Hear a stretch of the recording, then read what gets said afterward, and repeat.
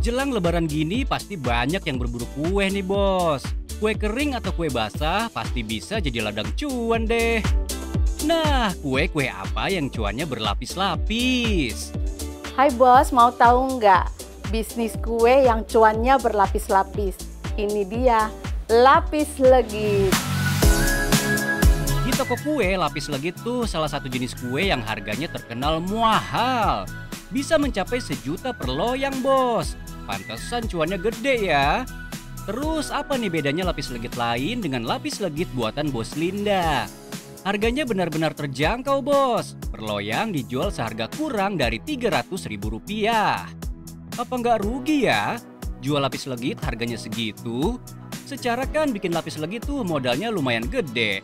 Mulai dari jumlah telur yang jauh lebih banyak daripada kue biasa, sampai proses pembuatan yang butuh waktu berjam-jam. Suami kebetulan seneng makan kue lapis legit. Cuman kalau kita beli kan rada mahal, ya kan? Setelah saya coba ternyata oke juga dengan harga yang sekian. Yang penting saya ada cuan gitu. Bisnis lapis legit dimulai saat Bos Linda memasuki masa pensiunnya tahun 2016. Tadinya sih gara-gara dorongan dari teman-temannya untuk membuat kue. Padahal Bos Linda tuh nggak suka banget dengan kegiatan baking. Tapi ya demi mengisi waktu luang, akhirnya mau deh mencoba. Bos Linda nggak punya background dalam dunia perbakingan, apalagi ikutan kursus. Modalnya ya cuma nekat aja sih. Untuk modal uang, Bos Linda membelanjakan sekitar 7,5 juta rupiah untuk membeli perlengkapan pembuat kue dan bahan-bahannya. Percobaan pertama jatuh pada kue lapis legit. Nggak pakai acara nyoba-nyoba jenis kue lainnya. Bos Linda langsung iseng membuka pesanan. Awalnya sih yang masuk cuma 1 atau 2 loyang aja. Siapa sangka, ternyata kue buatan Bos Linda disukai banyak teman-temannya. Rasa emang gak bisa bohong. Langsung deh, pesanan berkembang hingga 100 loyang di bulan pertama jualan. Dari awalnya cuma coba-coba, malah jadi sumber cuan beneran bos. Hingga bisnisnya berkembang, Bos Linda nggak pernah nyiapin tempat khusus untuk membuat kue lapis legitnya. Hanya memanfaatkan dapur dan garasi rumah saja. Sebenarnya nggak sulit ya nemuin kue lapis legit. Banyak loh toko kue fancy atau online yang masarin. Tapi bisnis kue lapis legit rumahan Bos Linda nggak takut kalah saing bos. Biar cuma produksi rumahan, bahan baku yang digunakan adalah kualitas premium bos. Ini kuncinya kue lapis Bos Linda terus diburu banyak pelanggan. Mulai dari penggunaan telur yang digunakan dijamin fresh. Dalam 1 loyang saja rata-rata menggunakan sekitar 25 butir kuning telur. Telur yang masih fresh jelas berpengaruh terhadap rasanya bos. Plus penggunaan butter premium yang bikin kue lapis legit Bos Linda punya aroma super nikmat. Seperti namanya nih, lapis legit terdiri dari banyak lapisan tipis yang harus dipanggang secara berkala. Umumnya lapis legit punya 19 lapisan atau lebih. Setiap lapisan harus dipanggang setidaknya selama 5 menit hingga... kebayangkan berapa lama sampai 1 loyang lapis legitnya matang? Emang kudu punya kesabaran bos. Bos Linda mempelajari resep lapis legit secara otodidak. Berkali-kali mencoba komposisi bahan sampai menemukan rasa yang paling pas. Hingga terciptalah kue lapis legit Belinyu, khas Pulau Bangka. Menggunakan resep turun-temurun dari keluarga, Bos Linda terus memodifikasinya dengan selera terkini. Ada beragam pilihan rasa. Selain original, ada varian prunes, almond, keju, tutti frutti, hingga kombinasi semua isian. Pas mulai sih, Bos Linda membuat semua kuenya sendirian. Kalau sekarang udah nggak sanggup bos. Untuk hari biasa aja Bos Linda mempekerjakan sekitar 5 orang karyawan. Beda lagi saat event hari raya yang harus mempekerjakan lebih dari 15 orang. Meski menggunakan bahan baku premium, harga jual kue buatan Bos Linda terbilang sangat terjangkau. Mulai dari Rp290.000 sampai Rp360.000 aja bos. Eits, bukan mau jatuhin harga kue lapis di pasaran dan narik banyak pelanggan dari toko sebelah. Bos Linda cuma mau kue lapisnya bisa dinikmati sama semua kalangan. Rasa nikmat, harga terjangkau, pelanggan pun makin banyak bos. Dalam sehari aja nih, Bos Linda bisa nerima pesanan sekitar 40 sampai 100 loyang. Saat hari-hari tertentu seperti Lebaran, Imlek, Natal, dan Tahun Baru, jumlah pesanan bisa naik signifikan, bos. Rata-rata mencapai lebih dari 1.500 loyang. Dengan penjualan sebanyak itu dalam sebulan, rata-rata lapis legit Bos Linda bisa menghasilkan omset hingga ratusan juta rupiah loh, bos. Saking banyak yang suka sama kue buatannya, Bos Linda sampai punya reseller di berbagai lokasi loh. Gak cuma di Jakarta aja, bahkan sampai Singapura, bos. Reseller mereka mencari saya sendiri gitu. Jadi saya bukan menawarkan orang untuk ini, mereka yang mencari saya untuk menjadi reseller saya. Itu di atas 20 lebih ya. Buat masarin produknya, Bos Linda hanya memanfaatkan media sosial, termasuk memberikan promo diskon. Kadang-kadang sih pakai endorsement influencer juga, bos. Selebihnya adalah bantuan cerita dari mulut ke mulut, alias referensi dari para pelanggan yang sudah nyobain. Bos Linda tidak mempekerjakan admin khusus untuk melayani pesanan customer yang membludak. Semua dilayani sendiri, bos. Mau sekedar pesan singkat hingga video call, semua pasti dilayani. Interaksi langsung dengan sang owner jadi salah satu cara yang diyakininya punya nilai plus di mata pelanggan dari segi pelayanan. Rasa, harga, servis. Itu moto kita. Bikin kue lapis sampai cuannya juga ikutan berlapis-lapis bukan berarti Bos Linda mulus-mulus aja nih jalanin bisnisnya. Kendala yang paling sering dialami adalah harga bahan baku yang sering banget mengalami kenaikan harga atau mengalami kelangkaan. Tapi Bos Linda tetap teguh pada moto bisnisnya.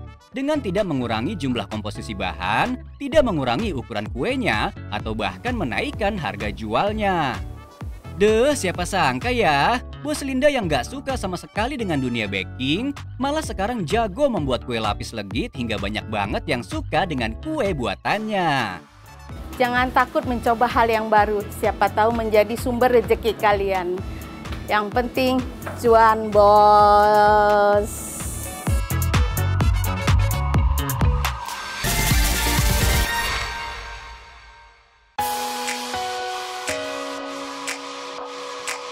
Bos-bos di rumah tim ayam apa tim bebek nih? Meski nggak sepopuler ayam, olahan bebek banyak penggemarnya juga loh, bos. Kalau mau bisnis ayam, kompetitornya kan udah banyak ya, bos. That's why peluang usaha bebek masih terbuka lebar. Nggak harus main di olahannya, bos. Mau jadi supplier daging bebek juga bisa. Kayak Bos Muhammad Syaugi nih, katanya sih nggak suka bebek, tapi karena cuannya menjanjikan, doi mulai masuk ke bisnis ini sejak April 2019. Dan saat ini sudah punya 2000 bebek, bos. Bebek yang diternak Bos Syaugi ini jenis bebek hibrida, yaitu hasil persilangan bebek packing dan bebek lokal. Bisa dibilang bebek blasteran kali ya. Bebek hibrida ini bisa dibilang bibit unggul nih, bos, karena punya beberapa kelebihan dibanding bebek-bebek lainnya. Banyak peternak mulai melirik usaha ternak bebek hibrida, soalnya cuannya nggak main-main, bos. Berternak bebek ini untungnya cukup menjanjikan seperti itu. Lalu saya pelajari lebih dalam, akhirnya saya tertarik untuk mengikutinya. Sebenarnya Bos Syaugi udah punya perkebunan hidroponik sebagai sumber cuan, tapi gara-gara pandemi omset sempat turun, bos. Jiwa hitung-hitungannya Bos Syaugi meronta dan akhirnya memilih usaha ternak bebek hibrida sebagai sampingan. Eits, meski sampingan, cuannya nggak ke samping aja nih, bos. Melebar ke segala sisi.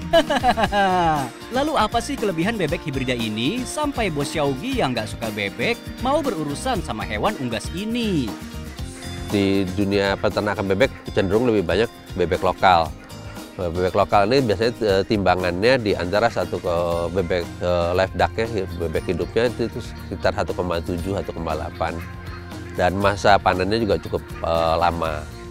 Terus perawatannya juga cukup agak memakan waktu. Terus kalau bebek packing itu biayanya cukup tinggi.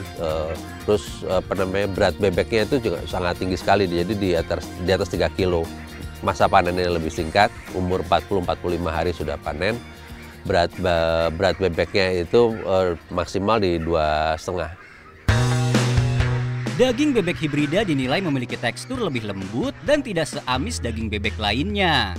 Semua pengetahuan soal bebek nggak didapat secara instan ya bos. Awalnya sih bos Xiaogi juga masih bingung tuh, bedain mana bebek bagus, mana yang enggak.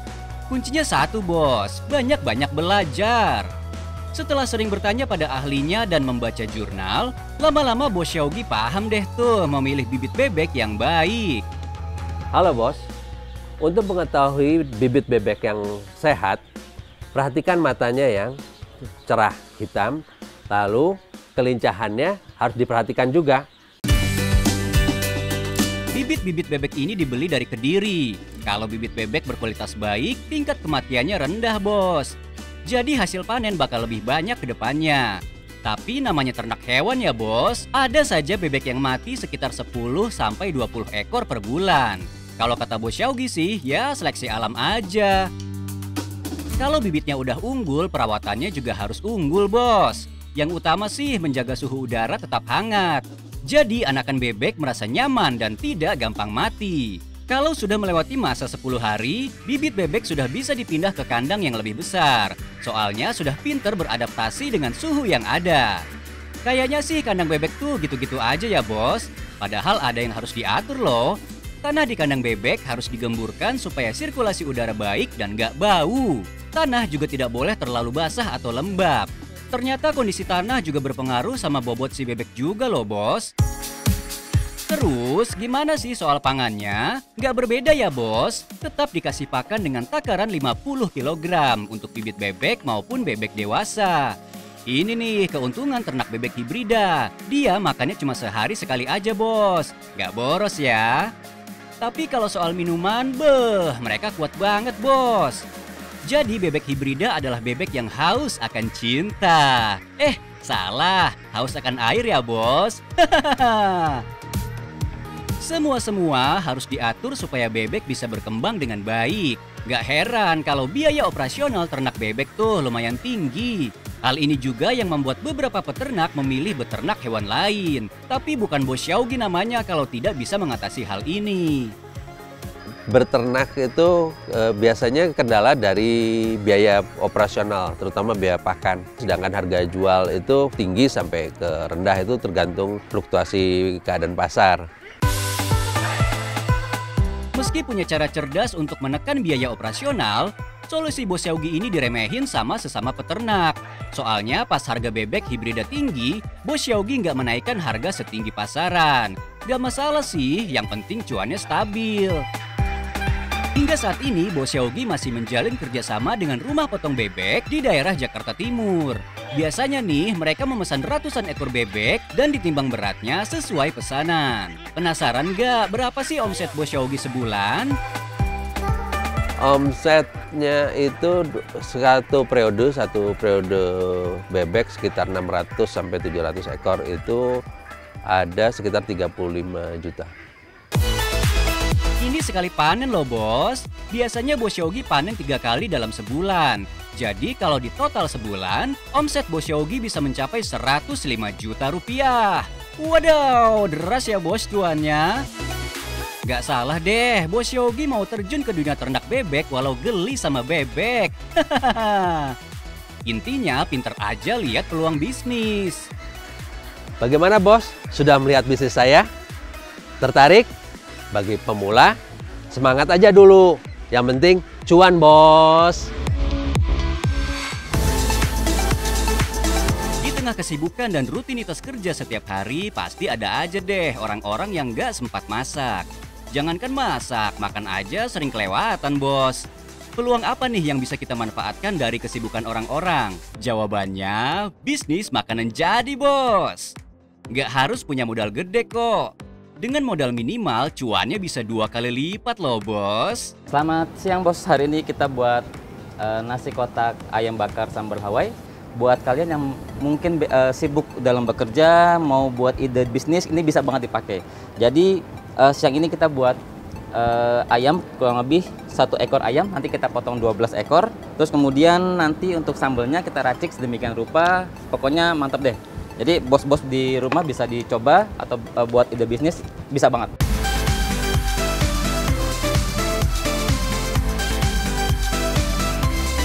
Ayam dipilih sebagai bahan dasar karena yang paling gampang dipasarkan, bos. Daging unggas sejuta umat ini cocok diolah jadi masakan apa saja. Mau berkuah atau kering, tetap menjadi idola. Untuk bahan utamanya cuma butuh modal terjangkau di bawah Rp100.000 untuk 12 porsi. Satu ekor ayam harganya Rp37.000, bumbu dan rempah sekitar Rp35.000. Terakhir, kangkung Rp3.000 per satu ikat. Jadi untuk total modal awal sekitar Rp91.400, bos. Oke bos, ini hasil dari ayam yang kita potong 12. Ini nanti akan kita ungkep sedemikian rupa, kurang lebih 15 menit di bumbu ungkepan. Nanti akan biar meresap untuk ayamnya, jadi pada saat dibakar nanti rasanya keluar. Masukkan ke dalam bumbu kuning. Diamkan beberapa saat sampai bumbu benar-benar meresap. Biar makin enak, siapkan batang serai dan campurkan, bos. Oke bos, tadi kita sudah masukkan bumbu kuningnya untuk ungkepan ayam. Jadi kita masukkan ayamnya yang tadi kita sudah potong. Ini 12 potong, kita langsung masukkan ke bumbu ungkepan supaya nanti rasa dari ayam tersebut bisa lebih keluar. Sambil kita nunggu untuk ayamnya diungkep, kita untuk masak kangkung balacannya terlebih dahulu. Sambil nunggu potongan ayam diungkep, siapkan olahan kangkung balacan. Masak bumbu, aduk sampai harum. Campurkan sambal pelecing, beri air secukupnya dan aduk sampai aroma bumbu keluar. Terakhir, campurkan potongan kangkung, diamkan sesaat dan angkat. Waktunya bakar ayam, bos. Untuk proses pembakaran ayam kali ini, kita menggunakan pan dengan sedikit minyak. Masukkan ayam, bolak-balik sampai daging ayam coklat keemasan. Lakukan dengan potongan ayam lainnya sampai selesai. Oke bos, hari ini kita tadi sudah masak ayam, kangkung. Sekarang kita mau meracik untuk sambal hawaiinya. Berikutnya siapkan sambal Hawaii, bos. Potong paprika merah dan paprika hijau. Masukkan ke dalam wadah. Tambahkan potongan buah nanas, irisan bawang merah, irisan serai, daun jeruk, dan pelengkap lainnya. Terakhir, beri perasan jeruk nipis, bos. Aduk sambal sampai rata. Kalau sudah, siapkan box nasi yang terbuat dari kertas. Tata nasi pada bagian bawah, tambahkan potongan ayam bakar, kangkung balacan, dan sambal Hawaii. Paket nasi kotak ayam bakar sambal Hawaii siap untuk dijual, bos. Tepuk tangan, bos. Dengan modal awal under 100.000, kemudian menghasilkan 12 porsi paket nasi kotak ayam bakar sambal Hawaii seharga Rp25.000 per porsinya. Berarti keuntungannya mencapai Rp200.000. Belum dikali kelipatannya, bos. Kalau laku lebih dari 12 menu, berarti cuannya makin besar lagi dong, bos. Wah, ayo siapa yang mau coba ide bisnis yang satu ini? Tetap semangat, bos. Apalagi demi cuan. Cuan, bos.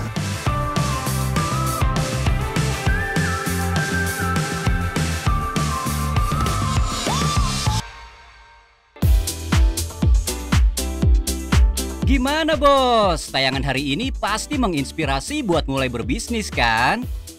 Cuan Bos masih bakal terus kasih ide dan inspirasi usaha. Setiap hari Rabu sampai Jumat jam 11:30. Dan Cuan Bos Weekend setiap Sabtu jam 12:30. Jangan sampai ketinggalan ya. Dan yang penting, cuan, bos!